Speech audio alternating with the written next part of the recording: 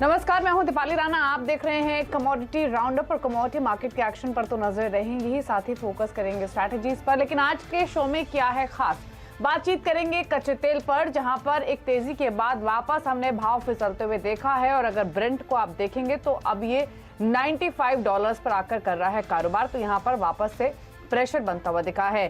सोने चांदी पर क्या रणनीति होनी चाहिए, इस पर भी रहेगा हमारा फोकस, क्योंकि जो करेक्शन हमने देखी है सोने और चांदी में, क्या ये खरीदारी का मौका है, क्या इस समय सोने में निवेश करना चाहिए, इस पर बातचीत करेंगे। और साथ ही बात करेंगे पल्सेस की, जो पल्सेस के प्राइसेस में हमने एक रिएक्शन आते हुए देखा। इन तमाम मुद्दों पर बातचीत करने के लिए हमारे साथ केडिया कमोडिटीज के डायरेक्टर अजय केडिया, कोटक सिक्योरिटीज के वीपी रविंद्र राव, ओएनजीसी के फॉर्मर चेयरमैन आरएस शर्मा और साथ ही आईग्रेन इंडिया के डायरेक्टर राहुल चौहान हमारे साथ मौजूद रहेंगे। आप सभी का स्वागत है इस शो में। और पहले तो एनर्जी पैक के साथ ही शुरुआत करेंगे और बातचीत करेंगे कच्चे तेल की। अगर घरेलू बाजार में देखेंगे तो भाव सीधे 7,000 पर आकर अब कारोबार कर रहा है। कहां एक्सपेक्टेशंस ये बिल्डअप हुई थी अब से 3 सेशंस पहले कि शायद 7800 की तरफ एमसेक्स पर क्रूड जा सकता है, और अंतर्राष्ट्रीय बाजारों में भी ब्रेंट का भाव हमने $105 के नजदीक पहुंचते हुए देखा था। लेकिन एकाएक जो 3 दिनों में $8 के आसपास ब्रेंट का भाव नीचे आया है, एमसेक्स पर 7100 के आसपास कारोबार हो रहा है। क्या कारण है, क्या समीकरण बनते हुए दिख रहे हैं, इस पर फोकस करते हैं। हमारे साथ आरएस शर्मा मौजूद है। शर्मा जी नमस्कार, स्वागत है आपका। तो एज यूजुअल पहले तो आपसे यही समझना चाहेंगे कि क्या डायरेक्शन आप फिलहाल कच्चे तेल की देख रहे हैं, क्योंकि हम लगातार बातचीत कर रहे हैं इस कमोडिटी की। बहुत सारे फैक्टर्स हैं जो प्राइसेस को ड्राइव कर रहे हैं। एक तरफ इन्फ्लेशन की चिंता, डिमांड की चिंता, ओपेक की अपकमिंग मीट, और दूसरी तरफ ईरान न्यूक्लियर डील से हो रही डेवलपमेंट। सबसे इंपॉर्टेंट ट्रिगर आपके हिसाब से क्या है अभी कच्चे तेल के लिए, और क्या डायरेक्शन आप देख रहे हैं? देखिए, आपने बहुत सही बोला है कि इसमें कई ऐसे फैक्टर्स हैं जिसको अफेक्ट करते हैं, मल्टीपल वेरिएबल्स, कॉम्प्लेक्स वेरिएबल्स, और ये दुनिया की सबसे ज्यादा ट्रेडेड कमोडिटी, डेरिवेटिव ट्रेड इतना होता है, स्पेकुलेटिव ट्रेड इतना होता है। कोई छोटा सा ट्रिगर जो है किसी भी वो उसके सेंटिमेंट्स को जो है काफी खराब कर देता है। इस वक्त सेंटिमेंट डाउन चल रहे हैं, उसके मल्टीपल फैक्टर्स हैं। एक तो ओपेक, कल की भी रिपोर्ट है, ओपेक प्लस उनकी भी असेसमेंट है कि जो सरप्लस जो है, surplus between demand and actual supply, वो उनके पिछले एस्टीमेट से कुछ ज्यादा है। तो इसका मतलब सरप्लस सिचुएशन है, प्राइजेस के ऊपर प्रेशर बना रहेगा। दूसरा, यूरोप स्लो डाउन, उसकी वजह से भी जो है काफी है कि डिमांड कम रहेगी। चाइना की जीरो कोविड पॉलिसी और जो है स्टील इंडस्ट्री काफी प्रॉब्लम में है, वहां पर भी लगता है कि डिमांड जो है बहुत तेज उठने वाली नहीं है। एक और काफी जो बड़ा फैक्टर, मैं अभी रिपोर्ट देख रहा था इंटरनेशनल मार्केट में, कि ईरान का जो है फ्लोटिंग ऑयल इस वक्त सरप्लस, उनका जो स्टोरेज फ्लोटिंग ऑयल जो है तकरीबन कम से कम 50 मिलियन बैरल का है और 70 मिलियन बैरल तक का है। और अभी ये कुछ ऐसी उम्मीद जताई जा रही है कि ये जो यूरोपियन यूनियन जो न्यूक्लियर डील ईरान और यूएस के बीच में जो समझौता कराने की कोशिश कर रही, तो उससे जल्दी फैसला हो जाएगा। वो होता है तो इतना ऑयल एकदम मार्केट में और आ जाएगा। रशियन एक्सपोर्ट्स के ऊपर जो है price cap US, European union लगाने की कोशिश कर रहे हैं, और वो इंडिया को भी वो इंक्लूड करने की कोशिश कर रहे हैं। ऑन द कॉन्ट्ररी, रशिया ने वॉलंटरीली बोला है कि हम अपने क्रूड पे और ज्यादा डिस्काउंट देंगे। तो ये सब मल्टीपल फैक्टर्स जो है जिसकी वजह से सेंटिमेंट्स काफी डाउन चल रहे हैं, और हम देख रहे हैं कि जो क्रूड ऑयल में जो दाम जो है लगातार नीचे बने हुए हैं। काफी समय से जो है इतना लंबा प्राइस कम होने का जो है ट्रेंड वो बना हुआ है। तो शॉर्ट रन का तो अभी मैं यही बोल पाऊंगा, लॉन्ग रन में क्या होने वाला है ये तो बड़े बड़े एक्सपर्ट्स भी नहीं बता पाते हैं, बट अभी मैं शायद इतना ही बता पाऊंगा आपको। एक चीज और शर्मा जी, इनफैक्ट आपने बहुत सरल भाषा में व्यूअर्स को समझाया कि अभी चल क्या रहा है कच्चे तेल में, लेकिन जो भी फैक्टर्स आपने गिनाए वो तो ये इंडिकेट कर रहे हैं कि भाव यहां से और हल्के होने चाहिए। हालांकि जैसे कि आपने कहा, प्राइसेस को प्रिडिक्ट करना कच्चे तेल के लिए या फिर पूरी ही एनर्जी पैक के लिए, फिर चाहे वो नेचुरल गैस ही क्यों ना हो, बहुत ही डिफिकल्ट है, क्योंकि इनका प्राइस मूवमेंट ही इतना वॉलेटाइल और इतना एब्रप्ट रहा है किसी भी डायरेक्शन में पास्ट में। कुछ सेंस आप दे सकते हैं $95 का ब्रेंट कितना नीचे आना चाहिए आइडियली, या कितने नीचे आने की संभावना है इन ट्रिगर्स के बेसिस पे? देखिए, शॉर्ट रन में तो ये ट्रेंड बना हुआ है। समहाउ मेरा अपना जो अनुमान है कि लॉन्ग रन में प्राइसेस में तेजी बनी रहेगी। इतना जो कहा हम $70-75 के लिए जो है हम लेके चलते थे, हमारे बजट में भी इतना लेके चला हुआ है, वहां तक गिरने की तो मुझे उम्मीद बिल्कुल नहीं है। और कोई भी ट्रिगर होगा, सप्लाई के ऊपर कोई डिसरप्शन होगी तो प्राइस एकदम फ्लेयर अप भी हो सकते हैं। तो अभी हम यही मान के चले कि ये जो इस वक्त जो दाम है, तो यही अगर नरमी बनी रहे तो हमारे देश के लिए, जो कि 85% इम्पोर्ट डिपेंडेंट है, बहुत ही अच्छी बात है, हमारी इकोनॉमी के लिए अच्छी बात है। I will definitely pray and wish that prices go down further, but जो फंडामेंटल्स जो हैं, जो मल्टीपल फंडामेंटल्स, वो लॉन्ग रन में ये ऐसा इंडिकेट नहीं करते हैं। तो हमें तैयार रहना चाहिए, दाम दोबारा ऊपर भी चढ़ सकते हैं। ठीक है, ठीक है, शुक्रिया शर्मा जी अपनी राय रखने के लिए। रविंद्र, आपका व्यू क्या है? देखिए, जो बात शर्मा जी ने कही वो ये कि फिलहाल जो तमाम फैक्टर्स है वो प्रेशर डाल रहे हैं, लेकिन बहुत नीचे जाएगा कच्चा तेल इसकी संभावना तो नहीं है।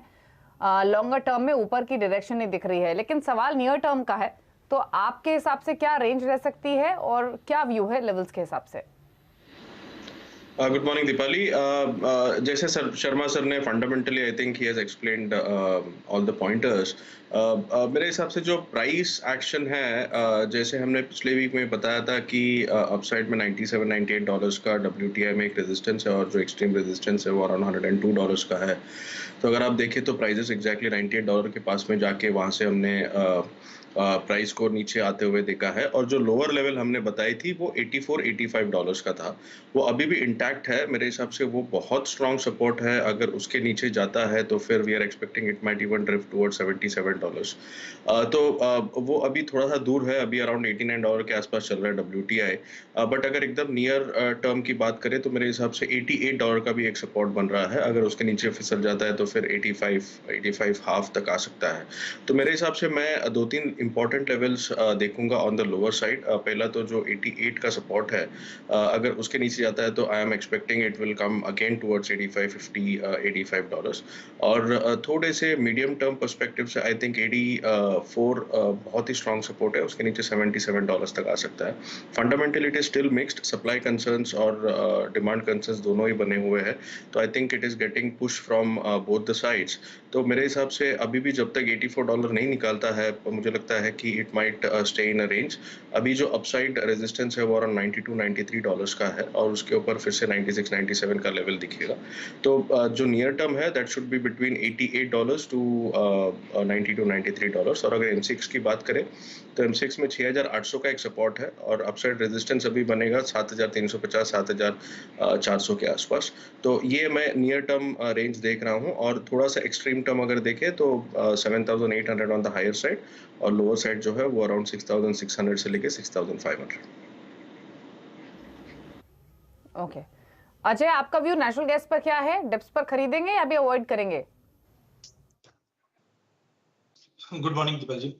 डेफिनेटली अगर हम देखें तो एनर्जी पैक जिस ढंग से वॉलेटिलिटी दिखा रहे हैं, कुछ भी बोलना काफी मुश्किल है। बिकॉज लास्ट वीक तक हम देख रहे थे कि जर्मनी में जो स्टोरेज कंसर्न है वो विंटर से पहले, उसको देखते हुए माना जा रहा है कि ये $10, $11 के आसपास दिखा सकता है। बट पिछले 2 दिन पहले ही हमने अपडेट आते हुए देखा कि 85-90% के आसपास का हम स्टोरेज पहुंचते हुए देखे, जिसके बाद एक करेक्शन भी आया है। तो हैव टू डिपेंड कि रशिया और जर्मनी के बीच में क्या आगे का रणनीति बनता है या क्या आउटकम निकल कर आता है। But as of now international में देखें तो प्राइसेस $9 के ऊपर बिल्कुल मेंटेन है। डोमेस्टिक मार्केट पे भी 700 का लेवल मेंटेन है। तो आई थिंक मार्केट एक ब्रॉडर रेंज में रहेगा, बट ट्रेंड मुझे लगता लगता है बाय ऑन ड्रॉप रहना चाहिए, क्योंकि अनलेस एंड अनटिल सप्लाई, क्योंकि जर्मनी ने काफी हद तक कोल पे, ऑयल पे शिफ्ट जरूर किया है, बट अदर एनर्जी के प्राइसेस भी जो बढ़ रहे हैं, ये कहीं ना कहीं प्राइसेस को सपोर्ट करेगा। तो आई थिंक 700 से लेकर 780 का एक ब्रॉडर रेंज है एमसीएक्स पे। यहाँ पे रुपए में जो मजबूती आई उसका एक थोड़ा सा नेगेटिव असर भी प्राइसेस पे पड़ा है, बट आई थिंक 700 के ऊपर प्राइसेस बाय ऑन ड्रॉप की रणनीति अपना के चलिए, जो 756 से 780 तक का लेवल दिखा सकता है। ओके चलिए, तो ये राय है नेचुरल गैस पर और कच्चे तेल पर। अब बात सोने चांदी की भी कर लेते हैं। रविंद्र, क्या सजेशन आप दे रहे हैं अपने क्लाइंट्स को? ऑलरेडी हम भाव नीचे आते हुए देख चुके हैं, 50,000 के आसपास अब सोना कारोबार कर रहा है। यहाँ से और नीचे जाने की प्रोबेबिलिटी है या यहाँ पर खरीदारी के मौके देखने चाहिए? वेल आई थिंक दीपाली, मेरे हिसाब से जो काफ़ी स्ट्रॉन्ग सपोर्ट था उसे गोल्ड ब्रीच कर चुका है इंटरनेशनल मार्केट में। आई थिंक 1745 1740 का एक क्रूशियल सपोर्ट था। उसके नीचे अभी 1700 से लेके 1670 का जो मल्टीपल सपोर्ट है, I think that is very very crucial. तो जब तक 1670 होल्ड है, still we can keep our fingers crossed कि फिर से एक बार नीचे से बाउंस बैक आ सकता है, क्योंकि अभी भी जो गोल्ड को सपोर्टिव फैक्टर है, जैसे कि higher inflation, geopolitical tension, virus concerns, I think वो अभी भी बने हुए हैं और कहीं ना कहीं ये लोअर लेवल्स पे प्राइसेस को सपोर्ट करेगा। बट आई थिंक ये लेवल्स बहुत क्रूशल है गोल्ड में 1670। और अगर सिल्वर की बात करें तो सिल्वर में स्पॉट में, इंटरनेशनल स्पॉट में अराउंड 16.50 का $16.50 का एक बहुत ही स्टिफ सपोर्ट है। एक जो इमीडिएट सपोर्ट था वो अराउंड 1880 1870 का था, जो कि ऑलरेडी ब्रीच हो चुका है। तो मेरे हिसाब से it might slightly come further lower. अगर एमसीएक्स की बात करें तो एमसीएक्स में पॉसिबिलिटी है कि एक बार 51,000 से 50,500 तक आ सकता है। और गोल्ड की बात करें तो गोल्ड में आई थिंक 49,800 49,700 तक के लेवल्स पॉसिबल है। तो थोड़ा बहुत लोअर लेवल्स मिल सकता है, but again from a investment perspective मैं ये रिकमेंड करूंगा कि मार्केट को टाइम नहीं करना चाहिए, और जो भी करेक्टिव मूव आता है, I think slowly and steadily one should keep investing, क्योंकि गोल्ड अभी एक ऐसा एसेट बन चुका है जो कि एक सेफ हेवन, जो अनसर्टेनिटी चल रही है उसमें एक सेफ हेवन जैसा प्ले करता है। तो मेरे हिसाब से एक पोर्टफोलियो डाइवर्सिफिकेशन होना ही चाहिए। लेकिन अगर नियर टर्म की बात करें तो मेरे हिसाब से जो ट्रेडर्स है, I think they can wait little bit. हो सकता है कि थोड़ा बहुत नीचे आए प्राइसेस तो एक बार रैलीज पे शॉर्ट करना चाहिए, और अगर डिप्स आता है जैसे मैंने बताया तो वहां पे एक बार लॉन्ग करके चल सकते हैं। बट एज ऑफ नाउ मुझे लगता है कि और थोड़ा सा डाउनसाइड हम गोल्ड में देख सकते हैं, गोल्ड सिल्वर दोनों में। ओके, तो सोने चांदी दोनों के भाव और नीचे आ सकते हैं, ये राय है। लेकिन मेटल्स में भी कमजोरी है अजय, और आप देखेंगे आज के सेशन में तो जिंक, कॉपर, एल्यूमिनियम सभी में प्रेशर बना हुआ है। जिंक तो इनफैक्ट सबसे ज्यादा नीचे है, आज 0.25% के आसपास की कमजोरी दिखा रहा है। क्या व्यू है यहाँ पर जिंक और कॉपर पर खास तौर से? पूरे बेस मेटल में हमने लास्ट मंथ के सेकंड हाफ की अगर बात करें तो काफी अच्छी रिकवरी आती हुई देखी। हमने देखा चाइना से स्टिमुलस के जो हुप लग रहे थे वो क्लियरिटी होते हुए दिखाई देती, बट एकाएक पिछले 3-4 दिनों में हमने दो चीज नए इवेंट्स देखे हैं। जैसे इंटरनेशनल में हमने डॉलर इंडेक्स वापस 20 साल के हाई पे जाते हुए देखा, जिनसे एग्रेसिव टाइटनिंग यूएस की तरफ से की जा रही। दूसरी ओर अगर हम देख रहे हैं तो वापस कोविड के जो कंसर्न्स है वो चाइना में बनता हुआ दिखाई दे रहा है, जो कहीं ना कहीं डिमांड पे डेंट रखता है। माना ये भी जा रहा है कि जिस दिन से फैक्ट्री एक्टिविटी के जो नंबर्स आए हैं चाइना से, वो फर्स्ट टाइम 3 मंथ्स के अंदर काफी ज्यादा डेंट होते हुए दिखाई दे रहे हैं। तो ये सारे फैक्टर बेस मेटल पे इंपैक्ट कर रहा है। नो डाउट अभी भी जो एनर्जी क्राइसिस बना हुआ है, चाहे हम यूरोप की बात करें चाहे चाइना की बात करें, वो कुछ हद तक प्राइसेस को सपोर्ट कर सकते हैं। बट टाइमिंग जो ओवरऑल कैस्केडिंग इफेक्ट बना हुआ है डॉलर की तेजी या कोविड को लेकर या नंबर्स जो कॉन्ट्रैक्ट हो रहे हैं, तो आई थिंक थोड़ा प्रेशर बना हुआ है। बट एनी हाउ अगर हम कॉपर की बात करें तो कॉपर आई थिंक 635 636 के सपोर्ट पे जाता हुआ दिखाई देगा। जिंक के अंदर भी अगर हम देखें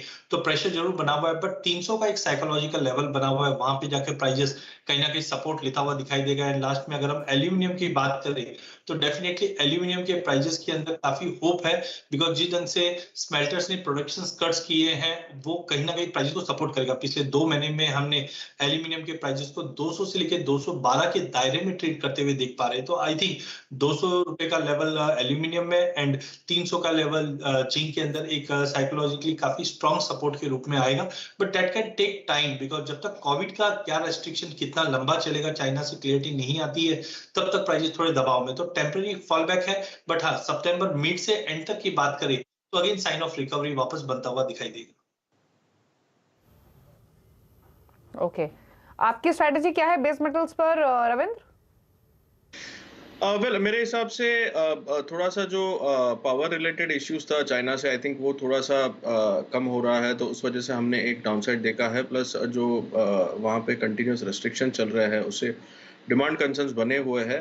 बट अगर प्राइस एक्शन देखें तो मेरे हिसाब से एल्यूमिनियम एक मंथली सपोर्ट है टुवर्ड्स 200 198 लेवल्स।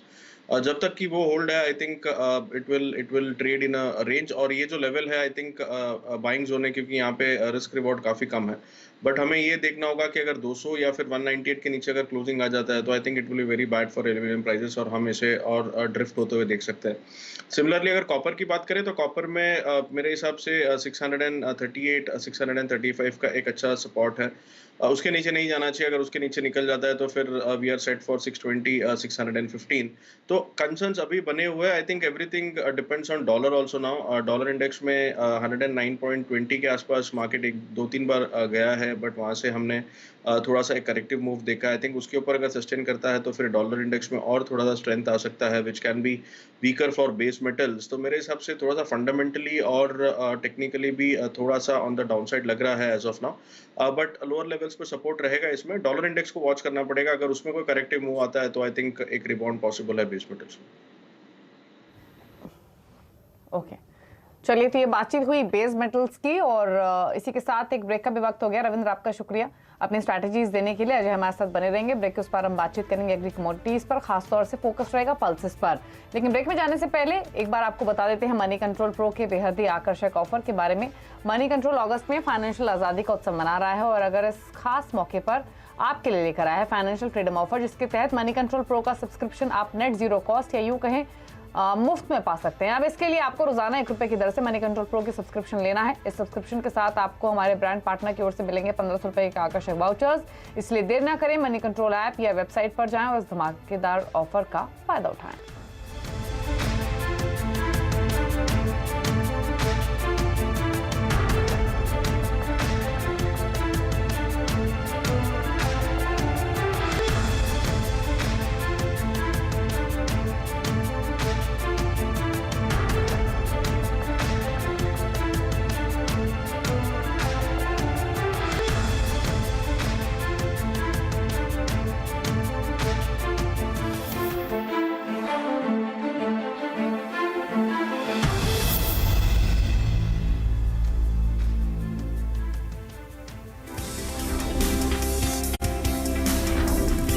तो देश की दूसरी सबसे बड़ी कंपनी और आईटी की दिग्गज टीसीएस आज 18 साल की हो चुकी है।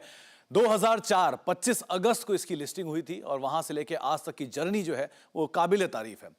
करीब करीब 26% प्रीमियम पे उस समय पर टीसीएस का शेयर जो है वो लिस्ट होता हुआ दिखाई पड़ा था। कुछ और डिटेल जो आपको हिस्ट्री में लेकर जाएंगी, जहां पे कंपनी का प्राइस बैंड 775 से 900 रुपए के आसपास रखा गया था। उस समय पर इशू प्राइस 850 रुपए पर शेयर। आईपीओ का साइज करीब 4713 करोड़, जो उस समय का सबसे बड़ा आईपीओ के तौर पे शुमार होता था, और सब्सक्राइब करीब करीब 7-7.5 गुना ये आईपीओ उस समय सब्सक्राइब होता दिखाई पड़ा। इसमें एचएनआई का इन्वेस्ट काफी ज्यादा इंटरेस्ट बनता हुआ दिखाई पड़ा था। टीसीएस की जर्नी आपके सामने। 2004 में अगर आपने कहीं 1000 शेयर लिए होते तो रफली 8.5 लाख के आसपास वो बैठे होते। 2006 तक आते आते 2000 शेयर 1:1 बोनस के बाद, 2009 तक आते आते 1:1 बोनस के बाद 4000 शेयर, और 2018 तक आते आते करीब 8000 शेयर आपके पास होते, जिनकी आज के दाम पर अगर कीमत आप इवैल्यूएट करेंगे तो करीब करीब 2.6 करोड़ के आसपास बैठती है। प्लस हम सब जानते हैं कि टीसीएस किस तरह से बेहतरीन डिविडेंड देने में शुमार है। तो एक अच्छी वेल्थ क्रिएशन जर्नी आपने टीसीएस की देखी। टीसीएस इंपॉर्टेंट क्यों है? देश की सबसे बड़ी आईटी कंपनी, सबसे पहला और सबसे क्रूशियल पॉइंट, ये अपने बड़े नेक्स्ट पीयर से भी कहीं ज्यादा बड़ी है। ये देश की दूसरी सबसे ज्यादा मुनाफा देने वाली कंपनी है, जहां पे रिलायंस पहली है, और उसके बाद अगर कोई नाम शुमार है तो वो टीसीएस का आता है। निफ्टी 50 के कुल मुनाफे का करीब 10% हिस्सा अकेला टीसीएस लेकर आता है, और इसके अलावा कुछ और इंपॉर्टेंट फैक्ट्स में करीब करीब 5.25 लाख कर्मचारी अकेले टीसीएस के अंदर कार्यरत हैं। तो इस तरह के एक बड़े स्केल के साथ ये कंपनी कामकाज कर रही है। टीसीएस का साइज इस तरह भी आप समझिए कि देश की दूसरी सबसे बड़ी आईटी कंपनी इन्फोसिस, विप्रो, एचसीएल टेक और टेक महिंद्रा, यानी कि निफ्टी की 4 आईटी कंपनी को अगर आप जोड़ देंगे तो अकेला टीसीएस की बराबर मार्केट कैप पहुंचता है, या उसके आसपास ही कहीं आता हुआ ये मार्केट कैप दिखाई पड़ता है। तो टीसीएस का साइज इस तरह से अंदाजा लगाइए। और लास्टली, इस ग्रुप के लिए कितनी इंपॉर्टेंट है टीसीएस? ग्रुप की कुल मार्केट कैप का करीब करीब 55% हिस्सा अकेला टीसीएस से आता है। ग्रुप के कुल मुनाफे का करीब 50% हिस्सा अकेला टीसीएस से आता है। ग्रुप के कुल कर्मचारियों का 57% हिस्सा अकेला टीसीएस से आता है और करीब करीब 93% टीसीएस के कर्मचारी जो हैं वो भारतीय मूल के हैं। तो ऐसे कुछ इंटरेस्टिंग नंबर्स और साथ साथ एक शानदार आंकड़ों के साथ टीसीएस का जन्मदिन आज हम मना रहे हैं।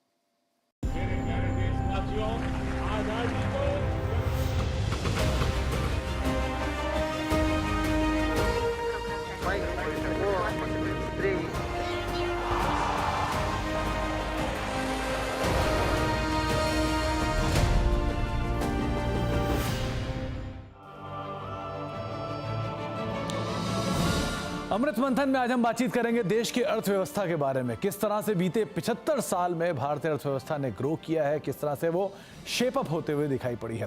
भारतीय अर्थव्यवस्था जो कि आज दुनिया की 5वीं सबसे बड़ी अर्थव्यवस्था के तौर पर शुमार है, लेकिन 1947 में स्थिति नहीं थी। 1947 स्थिति आपके सामने है, जबकि 2.7 लाख करोड़ रुपए भारतीय अर्थव्यवस्था का एक जीडीपी साइज होता था। 35 करोड़ के आसपास की आबादी थी, लेकिन वहां से जो सफर है वो जरूर काबिल तारीफ है। करीब 236.65 लाख करोड़ रुपए के आसपास का आज जीडीपी का नंबर है, जबकि देश की आबादी करीब 140 करोड़ के आसपास पहुंच चुकी है। तो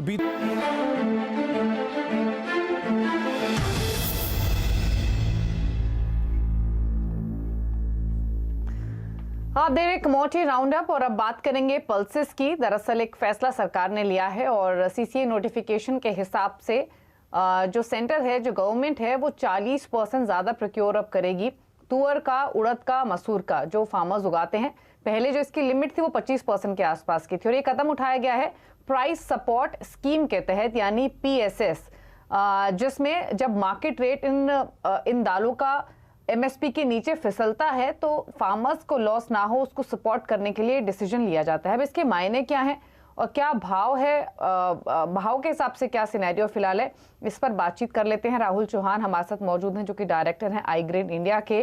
तो राहुल जी नमस्कार, स्वागत है आपका। पहले तो इनफैक्ट आपसे स्थिति समझना चाहेंगे, ये PSF के तहत जो ये खरीद की सीमा बढ़ाने का डिसीजन लिया है, फिलहाल स्थिति थी क्या इन दालों की? क्या प्राइसेस एमएसपी के नीचे थे? डिमांड कैसी थी? प्राइसेस कैसे हैं? और क्या इस कदम के बाद सपोर्ट मिलेगा भाव को? नमस्कार जी, ये सरकार ने जो फैसला लिया है काफ़ी मैं इसको अच्छा मानता हूँ, क्योंकि जो पहले जो नॉर्म्स थे वो 25% प्रोक्योरमेंट होता था, जो बढ़ा के 40% कर दिया है। तो इससे जो है थोड़ा जो स्टॉक है गवर्नमेंट के पास वो बढ़ेगा। और देखा गया है कि जैसे जिस टाइम पे मार्केट में अराइवल होती है, अगर उस टाइम भाव एमएसपी से ऊपर होते हैं तो सरकारी खरीद जो है वो कम होती है। लास्ट ईयर भी ऐसा हुआ था, मसूर की कीमतें एमएसपी से ऊपर थीं और एक भी दाना जो है सरकार नहीं खरीद पाई। और तुअर में भी ऐसे हुआ। तुअर में मात्र जो लास्ट खरीफ सीजन में 34 से 35 हज़ार टन जो तुअर खरीदी गई थी, खरीफ 19 में ये खरीदी 5.36 लाख टन थी। यानी उस खरीफ 19 सीजन के दौरान एमएसपी से भाव काफ़ी नीचे थे।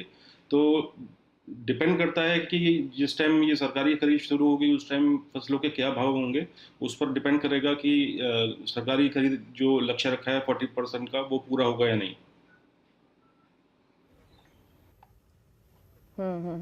इनफैक्ट राहुल जी आपसे बातचीत करेंगे, इस बीच आपको बता दें, खबर आप स्क्रीन पर देख सकते हैं, खाद्य तेल पर जो कस्टम ड्यूटी कटौती की अवधि थी वो सरकार ने बढ़ाई है। तो ये एक इम्पॉर्टेंट खबर है। और जो कस्टम ड्यूटी की कटौती की जो अवधि है वो 31 मार्च तक बढ़ा दी गई है। इससे पहले भी हमने देखा था कि सरकार ने जब ये कदम उठाया था तो उसके बाद जो एडिबल ऑयल के प्राइसेस थे वो कम हुए थे। 2 बार ऐसा डेवलपमेंट हुआ है और जिसके बाद हमने कंज्यूमर्स को भी पास ऑन होते हुए देखा था। लेकिन इस पर और बातचीत करने के लिए नीरव देसाई हमारे साथ मौजूद हैं, GGN रिसर्च के। नीरव जी नमस्कार। जो एक खाद्य तेल पर कस्टम ड्यूटी की कटौती की जो अवधि 31 मार्च तक बढ़ाई है, क्या कैसे देखते हैं आप इस मूव को, और क्या ये मान के चला जाए कि प्राइसेस थोड़े और कंट्रोल में या थोड़े और नीचे आ सकते हैं? प्राइसेस पर क्या इम्पैक्ट देखते हैं? आवाज क्लियर नहीं है। नीरव जी, जो खाद्य तेल पर कस्टम ड्यूटी कटौती की अवधि बढ़ी है 31 मार्च तक, आप कैसे देखते हैं इसे और क्या रिएक्शन देखते हैं प्राइसेस पर? देखिए, ओवरऑल ये जो एक्सटेंशन दिया है 31 मार्च तक का, तो ओवरऑल प्राइजेस कंट्रोल में रखने के लिए ही गवर्नमेंट चाहती है। आई थिंक गवर्नमेंट का इंटेंशन बड़ा क्लियर है कि अभी उनका फोकस इन्फ्लेशन पे है और वो चाहते हैं कि कंज्यूमर्स को इन्फ्लेशनरी इश्यूज कम से कम हिट करें। ओवरऑल जो इकोनॉमी भी है उसको वापस ट्रैक पे लाना चाहते हैं। तो मुझे लगता है कि ये प्राइजेस को कंट्रोल रखने में हमारे लिए बहुत फायदेमंद रहेंगे, क्योंकि ये लोअर ड्यूटी टैरिफ्स जो चल रहे हैं ये अगर मार्च तक रहेंगे तो कम्प्लीटली ऑयल के प्राइजेस कंट्रोल में रहने के पूरे चांसेस हैं। क्योंकि ज्यादातर एडिबल ऑयल्स हम इंपोर्ट करते हैं तो उस पर्सपेक्टिव से ये डिसीजन इंपॉर्टेंट है। तो एक चीज और, कंट्रोल में तो रहेंगे नीरव जी, लेकिन क्योंकि अब फेस्टिव सीजन भी है तो डिमांड भी आमतौर पे इस सीजन में बढ़ती है, तो इन सब सिनेरियो को ध्यान में रखते हुए प्राइसेस इन्हीं लेवल्स के आसपास रहेंगे या थोड़े हल्के भी हो सकते हैं? नहीं, देखिए अब क्या है कि ये डेफिनेट है कि फेस्टिव सीजन रहेगा तो डिमांड अच्छी रहेगी, पर अब वर्ल्ड सिनेरियो पूरा चेंज हो गया है। जो हमें जनवरी से लेके मई तक में एडिबल ऑयल मार्केट में बहुत बड़े चैलेंज जो थे यूक्रेन रशिया वॉर का, वहां पे से अब यूक्रेन से रेगुलर शिपमेंट धीरे धीरे चालू हो गए हैं। India is already bought 4-5 vessels of sunflower oil from there. साथ ही में इंडोनेशिया ने जो बैन कर दिया था एक्सपोर्ट का, अब वो पूरा रिवर्स सिचुएशन है। इंडोनेशिया के टैरिफ्स एकदम लोअर एंड पे है, लेवी और एक्सपोर्ट ड्यूटी मिला के ओनली $72-74 ही एक्सपोर्ट टैक्स लग रहा है।